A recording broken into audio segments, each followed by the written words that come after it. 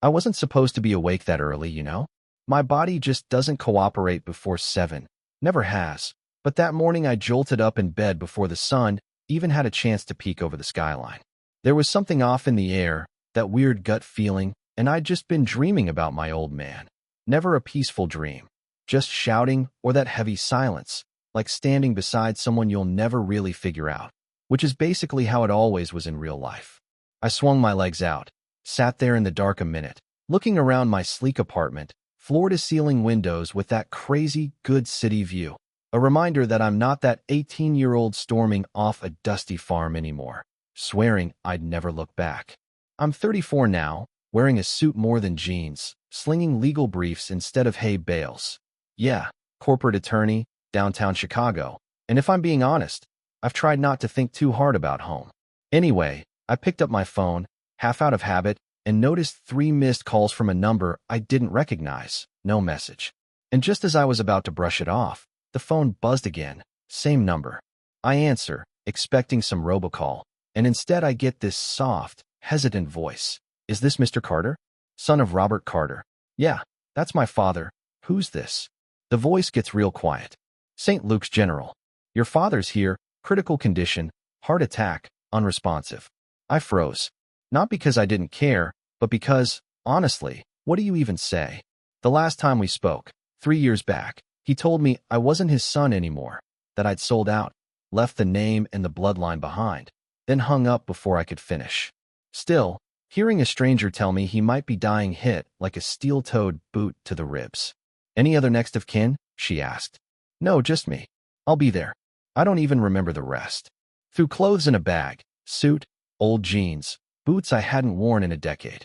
My car, a midnight blue Tesla, looked way too clean for backroad travel, but I didn't care. 8 hours, 2 states over. That was the closest I'd been to home in over a decade. Highway was empty, just static on the radio and 1,000 old arguments rattling around in my head. Me and my dad, oil and fire. He'd die before giving up that land. Chased off anyone who tried. Told me once he'd rather die in the dirt than sign away a single acre. Me? I wanted out, law school, city lights, not a life that smelled like cow manure. He called me weak. I called him a dinosaur. Neither of us was wrong.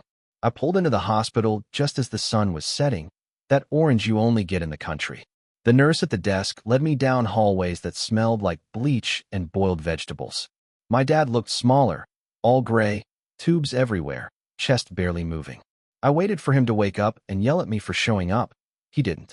Doctor comes in, tells me he's stable but unconscious, damage to the heart muscle is bad, and they found him outside a liquor store, disoriented, maybe drunk. My dad hadn't touched a drop in 30 years. Something wasn't right. Doctor asks if I can get personal effects, maybe medication. I said yeah, even though I wasn't sure I'd be let through the front door. After a while, I left, sky bleeding orange. The road home was muscle memory, dirt curves, rusted signs, the old broken gate. Except this time, as I rounded the bend, I slammed on the brakes. Where the old gate used to be, there's a brand new steel one, bright white Ford Explorer with a big HOA logo, and 2 guys in security uniforms looking like they own the place. I roll down the window. I'm going up to the Carter farm, my father's property. They trade smirks. Tall one says, "This land's under HOA jurisdiction now. Maybe you took a wrong turn." I told them who I was. The shorter one shrugs. HOA acquired this parcel 3 days ago. New management. If you don't have credentials, you're not coming through. I laughed, bitter. Credentials? On my own land. Their hands start drifting to their belts. I gripped the wheel, white-knuckled. Told them, "Move that gate, or I'll go through it." Tall one points to the camera on the post. "Ram it, and that's a felony. Your call, psycho."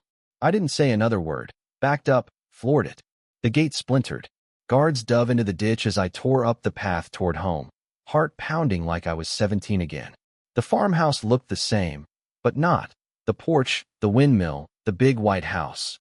All there, but shiny new signs on the fence. Greenhaven HOA, no trespassing. That logo on my family's land turned my stomach. I stepped out, the smell of hay and diesel and childhood memories hitting me all at once. Out by the barn, people were working like nothing changed, except everything was off, like they were dancing to someone else's music. I called out, An older guy straightened up. Jack, my dad's right hand forever. He looked at me, shocked, then sad. Heard you barreled through that gate. HOA gonna call the law on you. Told him about Dad. Jack shook his head, said suits showed up, papers in hand, claimed my dad signed it all over, brought in security, started barking orders. He tried to call Dad, but got nothing. I snapped. My father would burn this place before selling it. Jack just looked tired, said the papers had the county stamp, looked real. I asked about the dog, gone since those people came. Inside the house, it felt like a time capsule. Old photos, stale air, but in my dad's room, everything was wrong. Drawers yanked out, papers everywhere, photo albums tossed. Someone was searching for something. I knelt down, found an envelope with Dad's handwriting, empty. They'd been looking for documents, deeds. Maybe that's how they pulled this off. A floorboard creaked. I spun, expecting Jack. Instead, a sheriff's deputy, pistol drawn. Down on the ground. Now, I froze, tried to explain, but he cuffed me, face in the carpet I grew up on. Out the window, I could see the HOA guards watching smug. In the cruiser, I tried reasoning. My father's in a coma. This is our land. Deputy just said I was lucky I didn't hit the security guys. That's felony assault around here. Jill smelled like mold and bleach. They threw me in a holding cell, wrists burning from the cuffs. I sat there, a licensed attorney with 2 degrees, thrown in jail for trying to check on my own father. Ran through everything in my head. The HOA, the sale, nothing in the public record. None of it made sense. Door clanks. 2 deputies, then her, the woman from the HOA flyers, mid-40s, sharp suit, cold eyes. Karen Blake. You'll be hearing from our lawyers, she said, stone cold. They showed me footage of me crashing the gate, tried to hit me with attempted vehicular assault, destruction of property, trespassing. I snapped, illegally entered my father's house. She just smirked, said my father sold it. I'm a stranger on paper, and that's all the court needs. But I knew it was a lie. They let me make 1 phone call.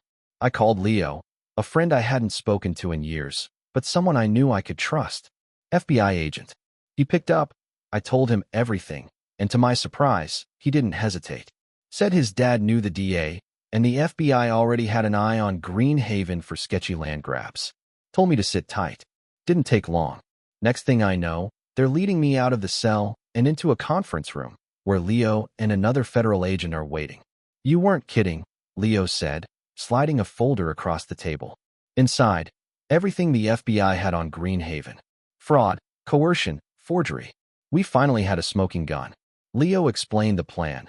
Charges dropped, let the HOA think they'd won, but as soon as they had a warrant, they'd pounce. That afternoon, the feds raided the HOA office, bagged up files, computers, even the so-called sale documents, complete fakes.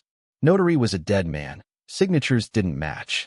Karen didn't go quietly, screamed, threatened lawsuits, but they had enough to arrest her on the spot. Leo handed me a copy of the warrant like a victory flag. Back at the hospital, my father was awake. He looked smaller, older, but stubborn as ever. Our conversation was awkward. At first, years of anger, bad choices, all sitting there between us. But the more we talked, the more the pieces fell into place. He'd been targeted, offered money, refused. Then someone broke in, stole his documents, forged the sale. The sheriff shrugged it off. After that, Dad started drinking again, collapsed outside that liquor store. I told him everything was going to be all right, that we'd won. Courtroom was cold, silent, packed with tension. I sat with my father, doing most of the legal work myself. Across the aisle, Karen, arms folded, jaw clenched. The prosecution laid out the evidence. Fake deeds, notary fraud, shell corporations, the works. When it was my turn, I told the judge, my father didn't sell. He was targeted, lied to, his home was invaded, his health destroyed. This was personal. The judge didn't hold back.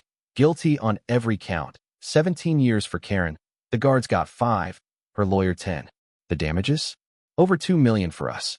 Afterwards, we stepped out into the sunlight. Dad looked up at the sky, muttered something about Karen enjoying prison potatoes, and grinned. First real smile in a decade. 8 months later, the land is ours again. I built my own place on the edge of the property, modern, but with a real porch. I'm still practicing law, but local now. helping other farmers fight back. Dad's slower, but the fire's still there. Jack's still with us. Bruno too, old and limping, but loud as ever. And I met someone. Laura, teaches biology. We got married out by the barn. Whole town came. My dad gave a toast, said he thought he'd lost everything. Turns out he just needed his son to come home. Sometimes I still dream about that gate, about daring the world to stop me. Funny thing is, that was the scariest moment of my life. But it's also the reason I have everything I do now. The gate's gone, replaced with sunflowers. And every time I pass by, I remember what we fought for, what we won, and what we'll never let anyone take again. So let me ask you, what would you have done if someone tried to steal your family's legacy out from under you? Ever had to fight for something bigger than yourself? Drop your thoughts below, and if you know anyone who's tangled with an HOA or crooked board, share your story. I bet we're not the only ones.